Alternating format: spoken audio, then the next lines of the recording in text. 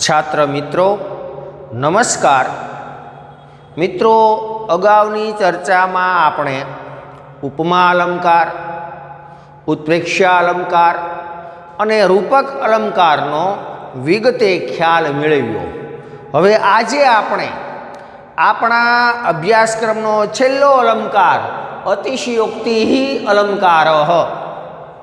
आ अलंकारने पण एना लक्षण अने उदाहरणना माध्यमथी समजीए।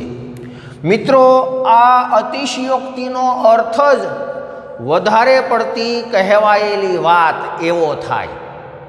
अतिशय उक्ति एटले अतिशयोक्ति। अतिशय एटले वधारे पड़ती जे उक्ति वात कहेवायेली होय ते अतिशयोक्ति। आ अतिशयोक्ति अलंकारનું लक्षण आ प्रमाणे छे के विवक्षा या विशेषस्य लोकसीमा अतिवर्तिनी असौ अतिशयोक्तिः स्यात् अलंकारः उत्तमा यथा। फरी एक वार आ लक्षणનું पठन करिए।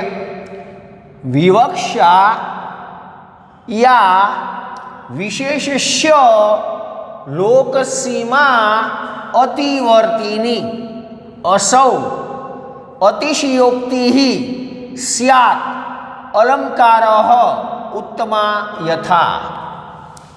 एटले के ज्यां आ लोकसीमा एटले लोक मर्यादा अतिवर्तिनी ओळंगीने, ज्यां आ लोकसीमा એટલે કે લોક મર્યાદા એ લોક મર્યાદાને અતિવર્તિની ઓળંગીને એનું અતિક્રમણ કરીને એ લોક મર્યાદાનું ઉલ્લંઘન કરીને વિવક્ષા અલૌકિક કે વિશેષસ્ય અસામાન્ય વર્ણન કરવામાં આવે असौ એ અતિશયોક્તિ સ્યાત અતિશયોક્તિ अलंकार છે। અને आ अतिशयोक्ति अलंकार ए उत्तमा अलंकार उत्तम प्रकारनो अलंकार छे। आ अतिशयोक्ति अलंकार ए उत्तम प्रकारनो अलंकार आलंकारिकोए गणेलो छे। तो आ अतिशयोक्ति अलंकारनु जे लक्षण छे ए लक्षण में आपणे जोयुं के ज्यां आ लोक मर्यादा ओळंगीने अलौकिक के असामान्य वर्णन करवामां आवे ए अतिशयोक्ति अलंकार छे। अने आ अतिशयोक्ति अलंकार ए उत्तम प्रकारनो अलंकार छे।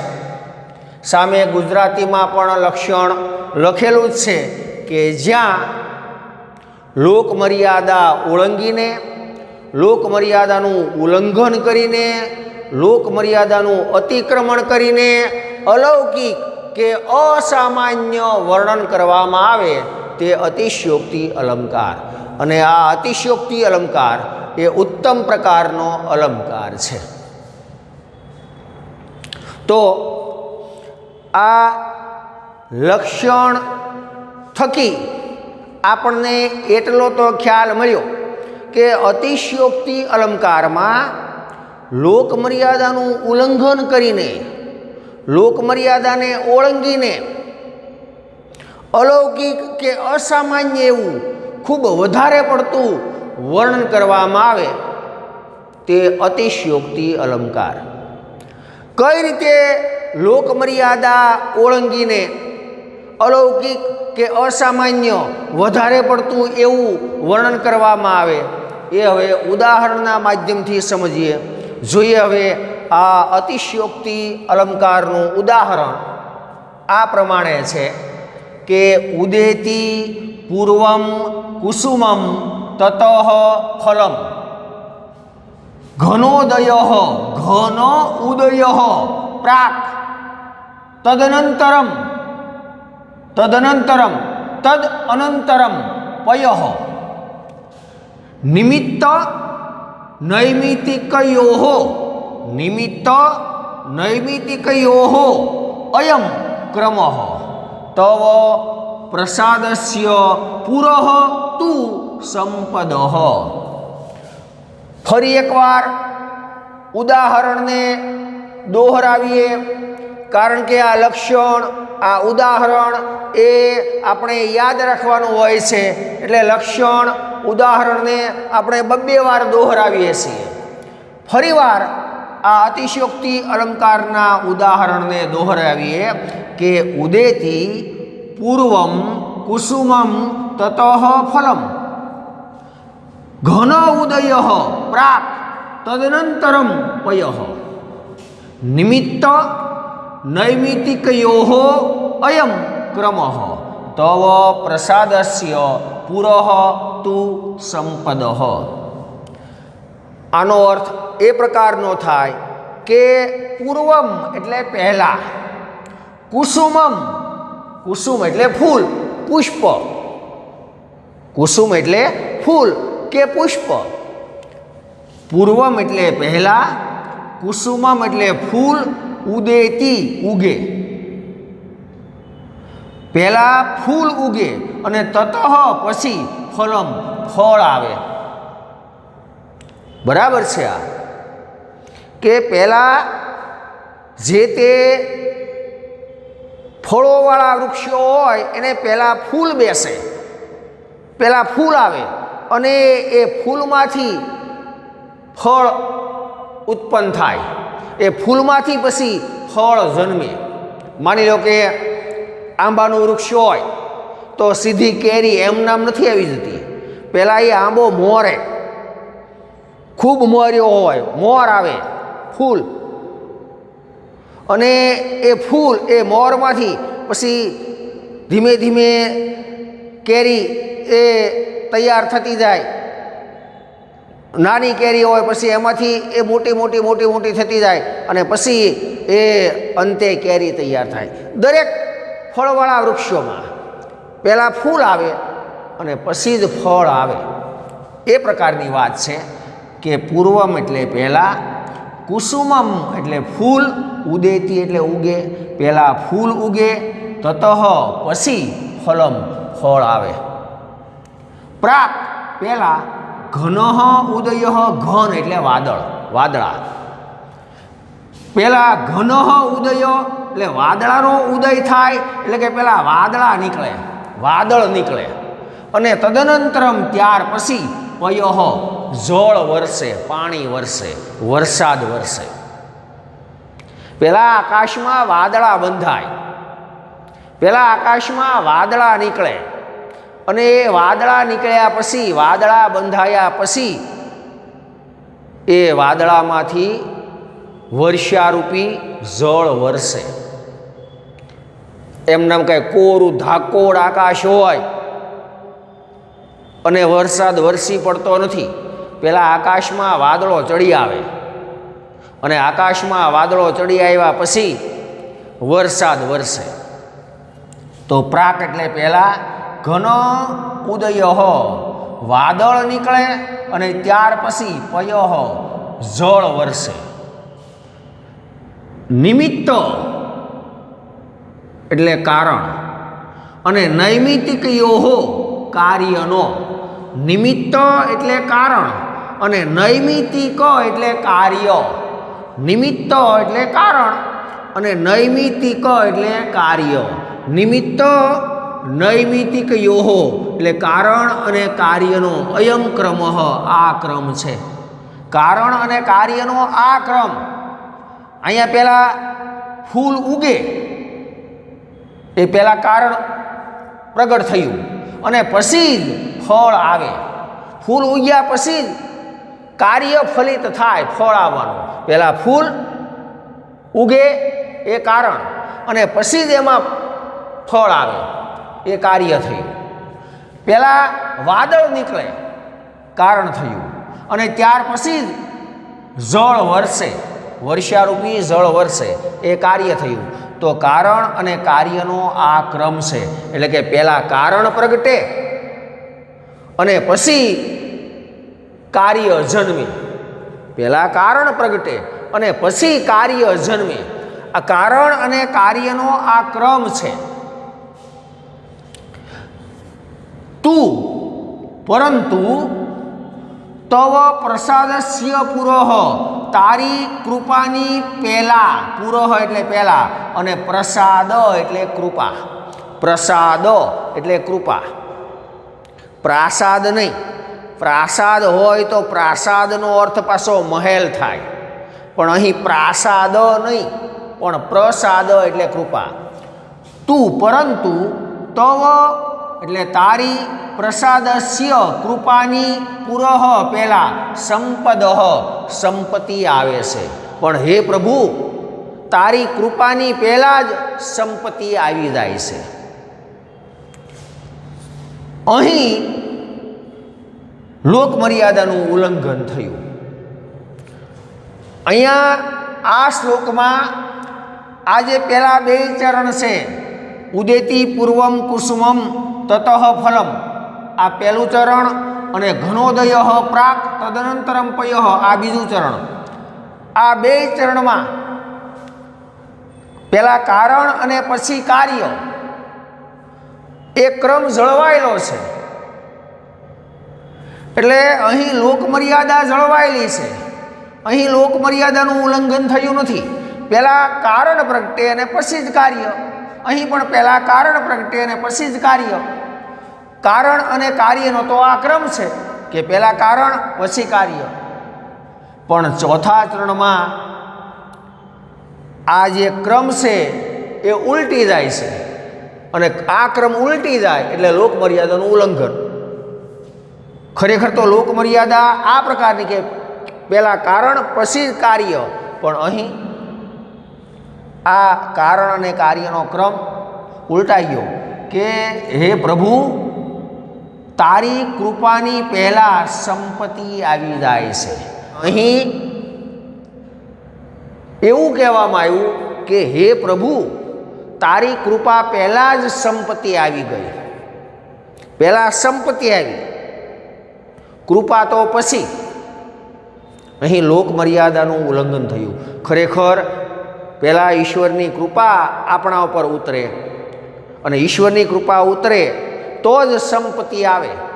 આ ક્રમ યોગ્ય ગણાય. પણ અહીંયા ઈશ્વરની કૃપા પહેલાં સંપત્તિ આવી ગઈ. લોકમર્યાદાનું ઉલ્લંઘન થયું. કઈ રીતે? કે માની લો કે આપણી પાસે ધાર્યા બહારની સંપત્તિ આવે, ખૂબ સંપત્તિવાન બનીએ, અને કોઈ આપણા સગા સંબંધી, આપણા મિત્રો આપણને પૂછે કે ભાઈ તું તો સારો સંપત્તિવાન બની ગયો. સંપત્તિ આવ્યા પછી પૂછે. સંપત્તિ વગરના હોય ત્યાં સુધી તો કોઈ ભાવ પૂછતું હોતું નથી, પણ સંપત્તિવાન બન્યા પછી પૂછે કે ભાઈ તારી પાસે તો ઘણી સંપત્તિ આવી ગઈ. ત્યારે આપણે બોલીએ સંપત્તિ આવ્યા પછી કે આ તો ભાઈ ઈશ્વરની કૃપા છે. તો ત્યાં લોકમર્યાદાનું ઉલ્લંઘન. એ રીતે અહીં લોકમર્યાદાનું ઉલ્લંઘન આ શ્લોકમાં થયેલું છે. જો જે આપણે અનુવાદ કર્યો એ પ્રમાણે અહીં પહેલાં અનુવાદ કરવામાં આવ્યો કે પહેલાં ફૂલ ઉગે પછી ફળ આવે. પૂર્વમ કુસુમમ, પહેલાં ફૂલ ઉદેતી ઉગે, તતઃ ફલમ પછી ફળ આવે. પહેલાં વાદળ નીકળે, પ્રાક ઘનોદય, પહેલાં વાદળ નીકળે, તદનંતરમ પય, પછી જળ વરસે. નિમિત્ત નૈમિતિકયો અયમ ક્રમ, આ કારણ અને કાર્યનો ક્રમ છે. પરંતુ તારી કૃપા પહેલાં, તારી કૃપાની પહેલાં સંપદ સંપત્તિ આવે છે. જો સમજી જ ગયા છીએ આ કઈ રીતે લોકમર્યાદાનું ઉલ્લંઘન થયું એ, પણ વિગત આપણે લખેલી જ છે કે આ શ્લોકમાં પહેલાં કારણ પ્રગટ થાય અને પછી કાર્ય જન્મે. પહેલાં કારણ અને પછી કાર્ય, એવી લોકમર્યાદા સૂચવવા માટે, લોકમર્યાદાને જાળવવા માટે પહેલાં બે ચરણમાં પહેલાં કારણરૂપ ફૂલ આવે, પછી કાર્યરૂપ ફળ આવવાની, અને પહેલાં કારણરૂપ વાદળ નીકળે પછી કાર્યરૂપ જળ વરસવાની વાત કહેલી છે. ત્યાં તો લોકમર્યાદા જળવાયેલી છે. અને ત્યારબાદ આ ત્રીજા ચરણમાં નિમિત્ત નૈમિત્તિક એટલે કારણ અને કાર્યનો ક્રમ. આ ત્રીજા ચરણમાં પહેલાં કારણ અને પછી કાર્ય એ ક્રમ. નિમિત્ત નૈમિત્તિક એટલે કે કારણ અને કાર્યનો ક્રમ દર્શાવી અને ચોથા ચરણમાં પ્રભુની કૃપા પહેલાં જ સંપત્તિ આવી જાય છે એમ કહીને ત્યાં ચોથા ચરણમાં લોકમર્યાદાનું ઉલ્લંઘન કરવામાં આવ્યું છે. કારણ કે અહીં સંપત્તિરૂપ કાર્ય પહેલાં થાય છે. સંપત્તિરૂપ કાર્ય એ પહેલાં થાય છે. ખરેખર કારણ પહેલાં થવું જોઈએ, પણ ચોથા ચરણમાં સંપત્તિરૂપ કાર્ય પહેલાં થાય છે અને કૃપારૂપ કારણ પછી પ્રગટે છે. આમ અહીં લોકમર્યાદાનું ઉલ્લંઘન કરી અને અસામાન્ય વર્ણન કરવામાં આવેલું હોવાથી આ ઉત્પ્રેક્ષા અલંકાર છે. આપણે સમજી જ ગયા આ અતિશયોક્તિ અલંકારને. આ ઉદાહરણમાં કારણ અને કાર્યનો જે ક્રમ છે એ ઉલટી જાય છે અને એ રીતે લોકમર્યાદાનું ઉલ્લંઘન થયેલું હોય છે. એટલે અહીં અતિશયોક્તિ અલંકાર બને. જો અહીં આજે કારણ અને કાર્યનો ક્રમ એ અતિશયોક્તિ અલંકારમાં ઉલટી જાય, કાર્ય ખરેખર કારણ અને કાર્ય એના બદલે કાર્ય અને કારણ એ રીતનો ક્રમ બની જાય. એટલે નોંધ પણ લખી કે અતિશયોક્તિ અલંકારમાં કાર્ય કારણનો ક્રમ દર્શાવેલો હોય. કાર્ય કારણનો ખરેખર તો પહેલાં કારણ અને પછી કાર્યનો ક્રમ હોવો જોઈએ, પણ આ અતિશયોક્તિમાં પહેલાં કાર્ય અને પછી કારણનો ક્રમ ઉલટો ક્રમ થઈ ગયો. તો અતિશયોક્તિ અલંકારમાં કાર્ય કારણનો ક્રમ દર્શાવેલો હોય છે. નીચે અંડરલાઈન કરી એટલા માટે કે આ કાર્ય કારણનો ક્રમ, કારણ કાર્યનો ક્રમ એમ નહીં, ઉલટો ક્રમ, પહેલાં કાર્ય અને પછી કારણ, એટલે કાર્ય કારણનો ક્રમ આ અતિશયોક્તિ અલંકારમાં હોય. પરીક્ષામાં ઘણીવાર હેતુલક્ષી પ્રકારમાં આ પ્રશ્ન પૂછાય કે કાર્ય કારણનો ક્રમ કયા અલંકારમાં દર્શાવેલો હોય છે? તો કાર્ય કારણનો ક્રમ અતિશયોક્તિ અલંકારમાં દર્શાવેલો હોય છે. ત્યાર પછી અતિશયોક્તિ અલંકારમાં જુદી જુદી 3-4 રીતે લોકમર્યાદાનું ઉલ્લંઘન થતું હોય. અહીં કારણ કાર્યનો ક્રમ ઉલટાવીને લોકમર્યાદાનું ઉલ્લંઘન થાય છે. ઘણીવાર ઉપમેય અને ઉપમાન વચ્ચે સમાનતાનો અતિરેક બતાવીને, સમાનતાનો અતિરેક એ દર્શાવીને લોકમર્યાદાનું ઉલ્લંઘન થતું હોય. કઈ રીતે? ઉદાહરણ લખ્યું, ઉપમેય અને ઉપમાન વચ્ચે સમાનતાનો અતિરેક કઈ રીતે આ અતિશયોક્તિ અલંકારમાં થાય એ પણ ઉદાહરણના માધ્યમથી સમજીએ. ઉદાહરણ સાવ ટૂંકું અને યાદ રાખવામાં સહેલું. અહો ચંદ્ર ઉદેતિ, અહો ચંદ્ર ઉગ્યો, ચંદ્ર ઉદેતિ એટલે ચંદ્ર ઉગ્યો. ચંદ્ર સમાન મુખવાળી, ચંદ્ર જેવા મુખવાળી એવી કોઈ સૌંદર્યવતી યુવતી, એવી સૌંદર્યવતી યુવતીને જોઈ અને આ વાક્ય બોલવામાં આવે ત્યારે ઉપમેય અને ઉપમાન વચ્ચે સમાનતાનો અતિરેક દર્શાવાય છે. ત્યાં અહો ચંદ્ર ઉદેતિ, અહો અરે ચંદ્ર ઉગ્યો. પણ આ વાક્ય ક્યારે બોલાય? આકાશમાં ચંદ્ર ઉગ્યો જ હોય અને બોલીએ કે અરે ચંદ્ર ઉગ્યો, તો ત્યાં અતિશયોક્તિ અલંકાર થતો નથી. પણ ચંદ્ર સમાન મુખવાળી સૌંદર્યવતી એવી યુવતી એને આવતી જોઈ, એ ચંદ્ર સમાન એ યુવતીના મુખને જોઈને બોલવામાં આવે કે અરે આ તો ચંદ્ર ઉગ્યો, તો ત્યાં ખરેખર તો મુખ, આ સૌંદર્યવતી યુવતીનું મુખ એ ઉપમેય અને ચંદ્ર એ ઉપમાન. પણ મુખનો વાક્યમાં પ્રયોગ કરવામાં જ નથી આવ્યો.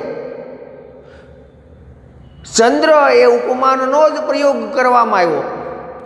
એટલે ઉપમેયની ઉપમાન સાથેની સમાનતામાં અતિરેક દર્શાવાયો. લોકમર્યાદાનું ઉલ્લંઘન કરી અને વધારે પડતી વાત કરવામાં આવી. એટલે અહીં પણ અતિશયોક્તિ અલંકાર બને.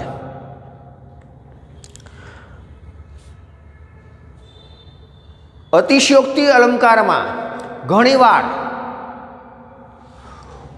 ઉપમેયના બદલે ઉપમાનનું વર્ણન કરવામાં આવતું હોય છે. ઉપમેયનું નહીં, ઉપમાનનું વર્ણન કરવામાં આવે. એટલે કે ત્યાં ઉપમાન એ ઉપમેયને ગળી જાય છે. ઉપમાન દ્વારા ઉપમેયનું નિગ્રહણ થાય છે. ઉપમાન દ્વારા ઉપમેયનું અધ્યવસાન થાય છે.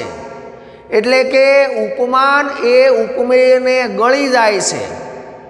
એ રીતે ત્યાં લોકમર્યાદાનું ઉલ્લંઘન થયેલું હોય. જેમ કે તવ અવગુંઠને શ્લેષણે દૃષ્ટૌ દીપૌ મયા સખી. હે સખી, તવ તારા,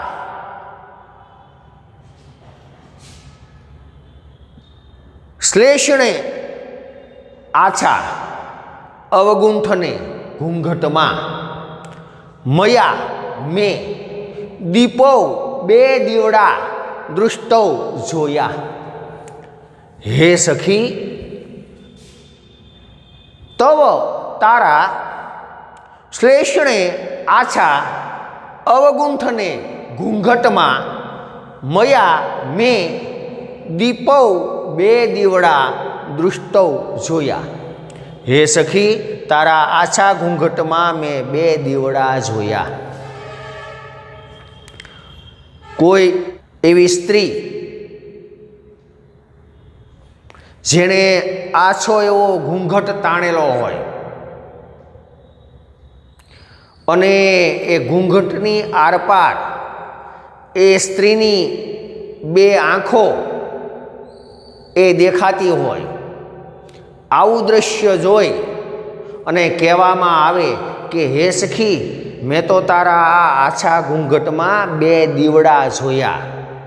આંખોને ધ્યાનમાં રાખીને કહેવામાં આવે કે તારા આછા ઘૂંઘટમાં મેં બે દીવડા જોયા.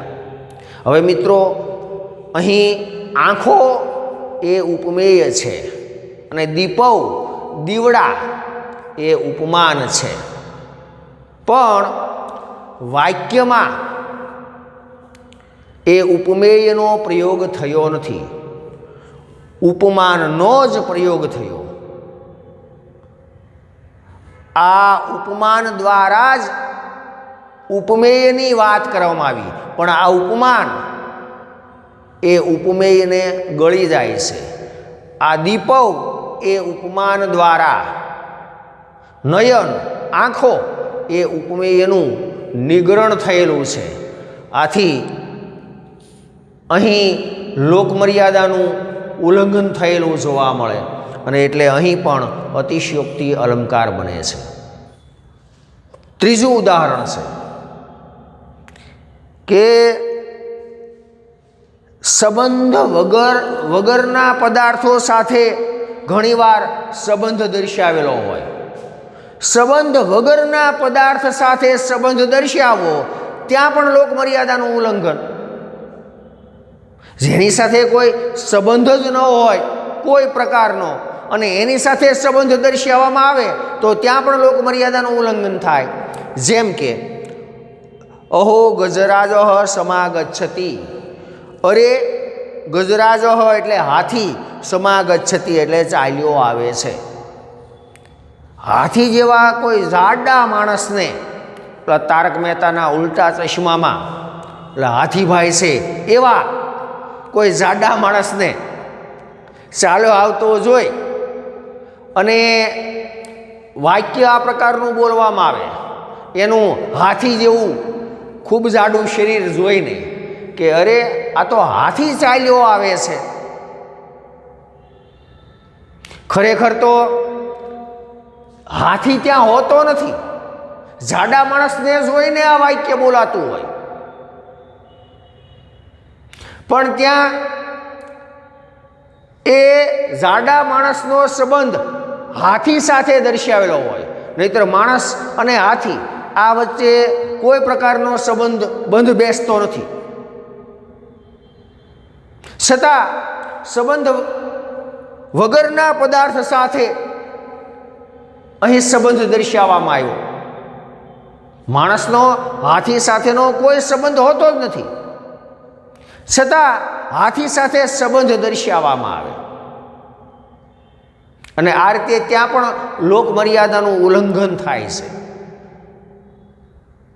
જાડો માણસ, આ તો ખૂબ જાડો માણસ ચાલ્યો આવે છે એમ નહીં, એના બદલે સીધું એમ જ કહું કે અરે આ તો હાથી ચાલ્યો આવે છે, તો ત્યાં પણ લોક મર્યાદાનું ઉલ્લંઘન થયું.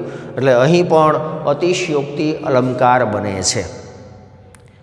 એટલે અતિશયોક્તિ અલંકારમાં લોક મર્યાદાનું ઉલ્લંઘન કરવામાં આવે, લોકમર્યાદા ઓળંગી અને અલૌકિક કે અસામાન્ય એવું વર્ણન કરવામાં આવે. કારણ અને કાર્યનો જે ક્રમ છે એ ઉલટી જાય અને કાર્ય કારણનો ક્રમ દર્શાવાય, ત્યાં લોકમર્યાદાનું ઉલ્લંઘન. ઉપમેય અને ઉપમાન વચ્ચે સમાનતાનો અતિરેક, ત્યાં પણ લોકમર્યાદાનું ઉલ્લંઘન. ઉપમેયના બદલે માત્ર ઉપમાનનું જ વર્ણન, ઉપમાન દ્વારા ઉપમેયનું નિગ્રહણ, એટલે કે ઉપમાન એ ઉપમેયને ગળી જાય, ત્યાં પણ લોકમર્યાદાનું ઉલ્લંઘન. સંબંધ વગરના પદાર્થ સાથે સંબંધ દર્શાવવો, ત્યાં પણ લોકમર્યાદાનું ઉલ્લંઘન. એટલે આ દરેક જગ્યાએ અતિશયોક્તિ અલંકાર રહેલો છે. તો અતિશયોક્તિ અલંકાર ક્યારે બને એ મિત્રો તમે બરાબર સમજી ગયા છો. પરીક્ષામાં અતિશયોક્તિ અલંકાર એના લક્ષણ અને ઉદાહરણ સાથે સમજાવો એ પ્રકારનો પ્રશ્ન પૂછાય, તો હવે આમાંથી તમારે કયું ઉદાહરણ યાદ રાખવું સહેલું પડે, સમજાવવું સહેલું પડે, એ તમારે નક્કી કરી અને એ જે તે ઉદાહરણ વધારે તૈયાર કરી લેવાનું છે. અને આ અતિશયોક્તિ અલંકારની ચર્ચા સાથે આ અલંકારની ચર્ચા આપણે પૂરી કરીએ. હવે પછી કોઈ નવો વિષય લઈ અને આપણે મળીશું. અસ્તુ.